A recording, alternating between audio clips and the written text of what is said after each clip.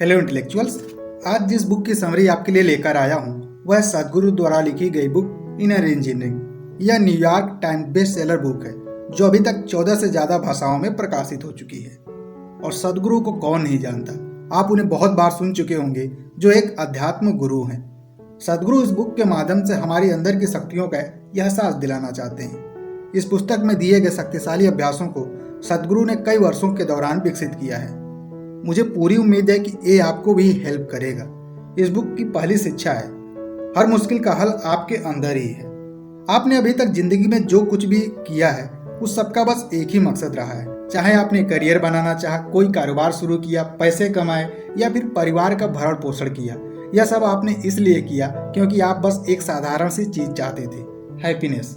लेकिन इस दौरान कहीं ना कहीं आपका जीवन भी जटिल हो गया।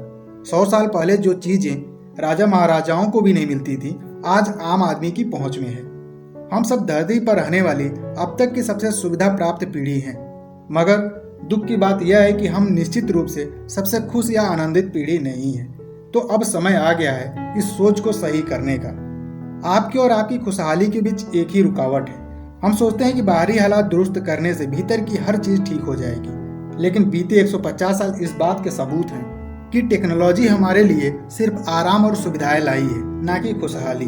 तो हमें यह समझना होगा कि बाहर की परिस्थितियों पर किसी का कोई कंट्रोल नहीं है। वह कभी अच्छी तो कभी बुरी होती रहेंगी, लेकिन जो चीज कभी चेंज नहीं होगी वह है आपके अंदर की सिचुएशन। अगर आप खुद को ऐसा बना लेते हैं कि सभी सिचुएशन में सही से बिहेव करेंगे और हर पल खुशी का अनुभव करेंगे, तो सब प्रॉब्लम सॉल्व हो जाएगी। दूसरा लेसन है, खुद बनाएं अपना भाग्य। भाग्य हमारा एक प्रिय बहाना बन गया है। जिस चीज में भी हम कामयाब नहीं होते या फिर किसी बीमारी का शिकार हो जाते हैं, उसे हम भाग्य का नाम दे देते हैं। इसे हम अपनी असफलता को छुपाने का एक नायाब तरीका बना लिया है। आपको याद होगा, 100 साल पहले तक जिन विभिन्न प्रकार की बीमारियों को लोग ईश्वर की मर्जी समझकर हाथ खड़े कर देते थे, वे आज हमारे काबू में है। जिसका उदाहरण पोलियो, चेचक, मलेरिया जैसी बीमारियां हैं। 1988 में एक साल के अंदर दुनिया भर में 3,50,000 बच्चे पोलियो के शिकार पाए गए थे, जबकि साल 2013 में यह आंकड़ा घटकर 416 पर आ गया। साल 2012 तक भारत पोलियो ग्रस्त देशों की सूची से बाहर निकल आया था। मनुष्य होने का मतलब है कि आप जिन परिस्थितियों में जी रहे हैं उन्हें जैसा चाहे ढाल सकते हैं।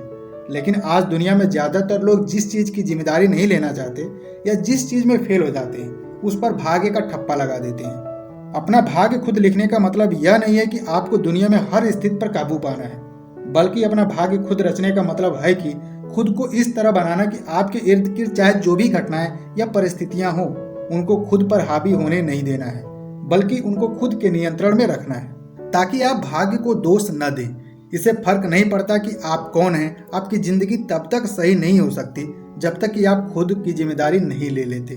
तीसरा लेसन है, न कोई सीमा न कोई बोझ। जिम्मेदारी शब्द को लेकर काफी गलतफहमियां हैं। जिम्मेदारी का मतलब दुनिया का बोझ सर पर लेना नहीं है।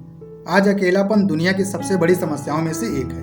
बेशक इस पर यकीन करना मुश्किल है, लेकिन यही सच है कि यह धरती 7 अरब की आबादी से भरी पड़ी है, फिर भी लोग अकेले हैं। जब आप उनसे पूछेंगे इसका रीजन क्या है, तो उनका जवाब कुछ ऐसा होगा, लोग बहुत स्वार्थी हैं, लोगों के पास टाइम नहीं है। वे सब एक्सक्यूज दे देंगे, पर इस बात को नहीं मानेंगे कि वह इसके लिए खुद जिम्मेदार हैं। जब आपको एहसास हो जाता है कि आप जिम्मेदार हैं, सिर्फ तभी आपको खुद के मुताबिक ढालने की आज़ादी होती है। रिस्पॉन्सिबल होना आपको फ्रीडम देता है, जबकि रिएक्ट करना गुलामी का प्रतीक होता है। और इसी रिएक्ट करने की आदत की वजह से हमारा बेवजह बहस होती है उन टॉपिक्स पर जिनका हमारी लाइफ में कोई लेना देना नहीं होता। इंसान लगातार शिकायतें करता रहता है कि जिंदगी ने उनके साथ बहुत बुरा किया। वे अपने जीवन में होने वाली सभी भयानक चीज़ों का हवाला देते हैं, उन मौक़ों को गिनाते हैं जो उन्हें नहीं मिले। अगर आपके साथ बहुत बुरी चीज़ें हुई हैं तो आपकी समझदारी बढ़नी चाहिए, लेकिन और अधिक समझदार होने के बजाय ज़्यादातर लोग तो आहत हो जाते हैं। आपकी स्थिति चाहे जितनी भी बुरी क्यों न हो, उसे विकास के अवसर के रूप में बदला जा सकता है। लेकिन यदि आप यह सोचने के आदी हैं कि मेरी यह स्थिति किसी और के कारण है, तो फिर आपका भगवान ही मालिक है और आपका कुछ भी नहीं हो सकता। अब बात करेंगे इस दुनिया के सबसे खूबसूरत मशीन जो इस धरती पर एग्जिस्ट करती है, वह है आपका खुद का शरीर। सदगुरु इस शरीर के लिए कुछ साधना बताते हैं। अगर हम इसका पालन करते हैं तो आपका शरीर अलग तरीके से कार्य करने लगेगा। आज मॉडर्नता हमारे ऊपर इतनी हावी हो गई है कि हम इस शरीर का देखभाल सही से नहीं करते। जैसे कि खाना हमेशा टेस्ट के हिसाब से खाते हैं, शरीर के हिसाब से नहीं। नींद हमेशा अपने अनुसार लेते हैं, ना कि शरीर के हिसाब से। इसके लिए सद्गुरु हमें कुछ टिप्स देते हैं जो वास्तव में काफ़ी यूजफुल है। यदि आप अपने शरीर को एक खास तरह से रखना चाहते हैं तो अपने शरीर को भोजन, नींद और काम से जुड़ी विभिन्न गतिविधियों पर ध्यान देना महत्वपूर्ण हो जाता है। यह सबसे ज़्यादा महत्वपूर्ण है कि आप दिन भर खाते ही न रहें। यदि आपकी आयु 30 साल से कम है तो आपको केवल 3 बार भोजन करना चाहिए। यदि आप 30 वर्ष से अधिक हैं तो इससे घटाकर दिन में 2 बार करना अच्छा रहेगा। हमारे शरीर और दिमाग सबसे अच्छा तब काम करते हैं जब पेट खाली होता है।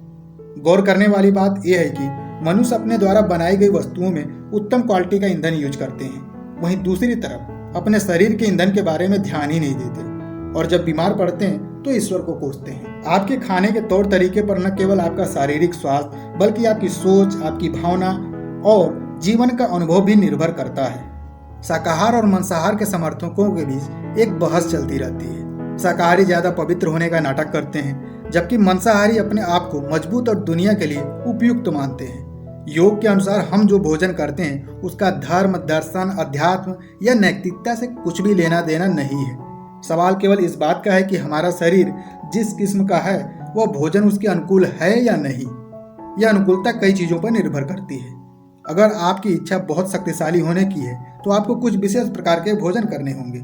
लेकिन यदि आप चाहते हैं कि आपका शरीर ऐसा हो जिसमें एक उच्च स्तर की बुद्धि हो, सतर्कता हो, जागरूकता और फुर्ती हो, तो उसके लिए दूसरे किस्म का भोजन करने होंगे। यदि आप कच्चा मांस खाते हैं तो इसे आपके सिस्टम से बाहर आने में 70 से 72 घंटे लगते हैं। पके हुए मांस को 50 से 52 घंटे लगते हैं। पकी हुई सब्जी को 24 से 30 घंटे और कच्ची सब्जी को 12 से 15 घंटे और फल को केवल 1.5 से 3 घंटे ही लगते हैं। तो अब आपको समझ आ गया होगा कि कौन सा भोजन आपके शरीर के लिए उपयुक्त है। यदि आप किसी बीमार दोस्त से मिलने अस्पताल जाते हैं तो निश्चित रूप से आप उसके लिए पिज्जा या कबाब लेकर नहीं जाएंगे। संभवतः आप उसके लिए फल ही ले जाएंगे। अब बात करेंगे डाइजेशन के बारे में। पाचन का एक और पहलू यह है कि कुछ खास तरह के भोजन को पचाने के लिए हमारा शरीर जहां क्षार पैदा करता है, वहीं कुछ दूसरे प्रकार के भोजन को पचाने के लिए यह अम्ल पैदा करता है। यदि आप कई तरह का भोजन एक साथ कर लेते हैं तो आपका पेट भ्रम में पड़ जाता है और क्षार और अम्ल दोनों पैदा कर देता है और ये दोनों एक दूसरे को निष्क्रिय कर देते हैं। इससे पाचन रसों का लाभ नहीं मिल पाता। इस कारण भोजन पेट में आवश्यकता से अधिक समय तक बना रहता है। प्रतिदिन भोजन करने से कुछ मिनट पहले 1 चम्मच देसी घी खाने से आपका पाचन तंत्र कमाल का हो जाता है। अगर आप घी को चीनी के साथ लेते हैं तो यह पचकर वसा का रूप ले लेता है। जो लोग दूध के उत्पादों का सेवन करना पसंद नहीं करते वे लोग भी इसे आजमा सकते हैं, क्योंकि घी आपके सिस्टम से लगभग बिना पचे ही बाहर निकल आता है।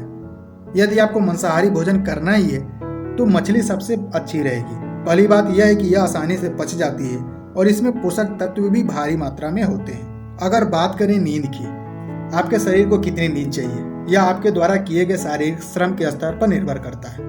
आप शरीर को तय करने दीजिए कि आज कितना भोजन चाहिए।